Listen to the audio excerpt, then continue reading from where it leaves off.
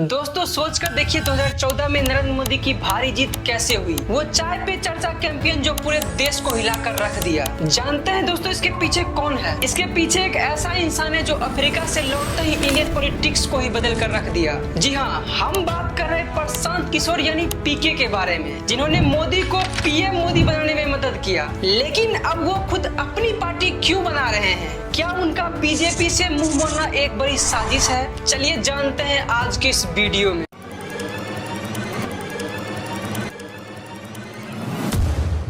प्रशांत किशोर यानी पीके का जन्म बिहार के रोहतास जिले में हुआ था। वो एक पब्लिक हेल्थ एक्सपर्ट थे जो यूनाइटेड नेशन के साथ अफ्रीका में काम कर चुके थे। जब वो 2011 में इंडिया लौटे और पॉलिटिक्स में एंट्री ली, तब उन्होंने सिटीजन ऑफ अकाउंटेबल गवर्नेंस यानी CAG नाम की ऑर्गेनाइजेशन बनाई, जो मोदी के 2014 कैंपेन का बैकबोन बना। देखते ही देखते 2014 के लोकसभा चुनाव में पीके ने कमाल कर दिया। उन्होंने चाय पे चर्चा कैंपेन डिजाइन किया, जिसमें मोदी चाय पे चर्चा वाले बैकग्राउंड को हाईलाइट करते हुए वोटर्स से कनेक्ट हुए। इसके अलावा social media strategy, data analytics और बूथ लेवल प्लानिंग पूरा का पूरा पीके का देन था। पीके के इन्हीं टैलेंट की वजह से मोदी पीएम मोदी बने, जिसके बाद से पीके को द मास्टरमाइंड कहा जाने लगा। लेकिन मोदी जी ने पीएम मोदी बनते ही पीके के एडवाइस को इग्नोर करना शुरू कर दिया। पीके ने सोचा था अगर मैं ऐसा करता हूँ, अगर मैं मोदी का सपोर्टर बनता हूँ, इनको जिताता हूँ, तो मेरा भविष्य कहीं न कहीं बेहतर होगा। लेकिन मोदी जी और अमित शाह का ऐसा बर्ताव देख पीके को लगने लगा कि मेरा यहाँ पे कुछ नहीं हो सकता, जिसके कारण वो बीजेपी को छोड़ दिए। मोदी के बाद पीके ने अपोजिशन पार्टी के लिए काम किया। 2015 में बिहार में नीतीश कुमार के लिए स्ट्रेटजी बनाई, जिसके कारण बीजेपी हार गई। फिर 2017 में यूपी में कांग्रेस के लिए काम किया, हालांकि वो हार गए। यही नहीं, 2021 में वेस्ट बंगाल में ममता बनर्जी के लिए टीएमसी को जीत दिलाई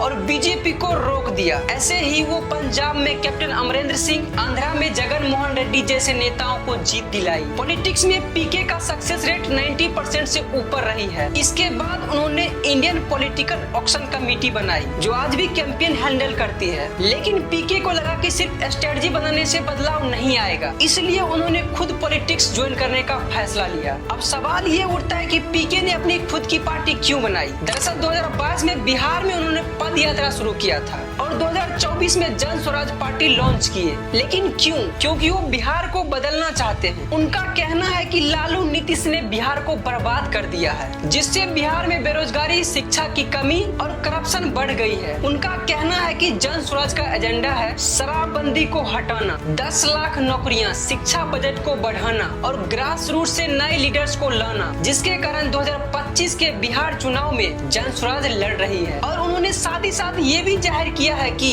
वो एक वोट कटर नहीं है, बल्कि वो बिहार में रियल चेंज लाएंगे, जिसके कारण वो बीजेपी की आलोचना भी कर रहे हैं और कहते हैं कि मोदी का हिंदुत्व अब सॉफ्ट लगेगा और बीजेपी को एक चैलेंज मिलेगा। पीके को लगता है कि एग्जिस्टिंग पार्टी में बदलाव नहीं है, बल्कि सिर्फ और सिर्फ पावर पॉलिटिक्स है, जिसके कारण बिहार में बदलाव नहीं आएगा। इसीलिए वो अपनी खुद की पार्टी से इलेक्शन लड़ रहे हैं, क्योंकि वो एक नई शुरुआत चाहते हैं बिहार से। दोस्तों, प्रशांत किशोर की कहानी बताती है कि पॉलिटिक्स में स्ट्रेटजी कितनी भी इम्पोर्टेंट हो, लेकिन असली बदलाव के लिए मैदान में उतरना पड़ता है। आप लोगों को क्या लगता है दोस्तों? क्या जन स्वराज बिहार को बदल देगा? कमेंट में जरूर बताना और वीडियो पसंद आए तो लाइक, शेयर और सब्सक्राइब जरूर करना।